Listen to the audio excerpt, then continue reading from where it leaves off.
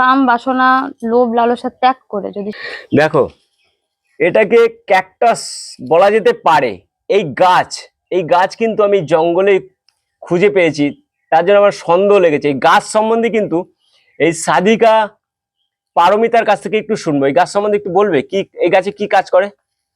এই গাছ দিয়ে কাউকে মারাও যায়, কাউকে বাঁচানোও যায়। আচ্ছা, মারাও যায় বাঁচানোও যায় একই গাছে? একই গাছে। মানে এই গাছ দিয়ে বা মূলের এক কাজ বা এর একটা কাজ, হাত দেবে না, কাটা আছে? এই কিছু হবে না। এই যেই কাঁটাগুলো দেখছো, একদম এইটা দিয়ে অনেক রকমের কাজ হয়। বান মারার কাজে লাগে, তাই না? বান মারার কাজ বা কাউকে বান মেরেছে তাকে বাঁচানোর জন্য কাজে লাগে। কেন বাঁচানোর লাগে? জন্য? একদম লিক করেই দিচ্ছি, বাঁচানোর জন্য কেন কাজে লাগে। বলো। এই গাছের কিছু, এটা কিন্তু কোনো ব্ল্যাক ম্যাজিক দিয়ে হবে না। সেটা কিন্তু সেই তান্ত্রিক বা সেই অঘরী বা সেই সাধুকে সত্যিকারের মানে কাম বাসনা লোভ লালসা ত্যাগ করে যদি সে সত্যি মা বা মহাকালের ভক্ত হয় বা সন্তান হয়, সেই করতে পারবে।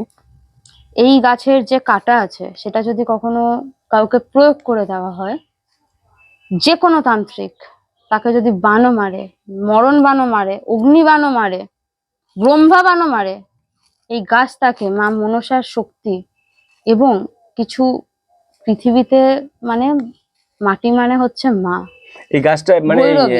কাঁটাটা কি তার শরীরে প্রয়োগ করতে হবে? না, কবজের মধ্যে বা কবজের কোনো মধ্যে? হোমের আচ্ছা আচ্ছা মধ্যে আচ্ছা, হোমের মধ্যে প্রয়োগ করতে হয়, কিছু বেশ। প্রসিডিওর থাকে।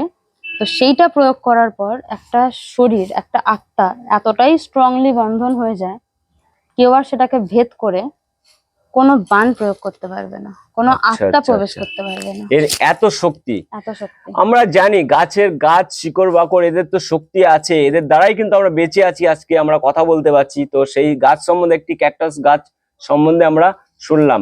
মারাও যায়, আবার জীবন দানও করা যায়, বাঁচানোও যায়। যদি কেউ মরতে চলে গেছে তাকে বাঁচানোও যায়, মানে ব্রান বা ব্ল্যাক ম্যাজিক, কালা জাদু যেগুলোকে আমরা বলে থাকি।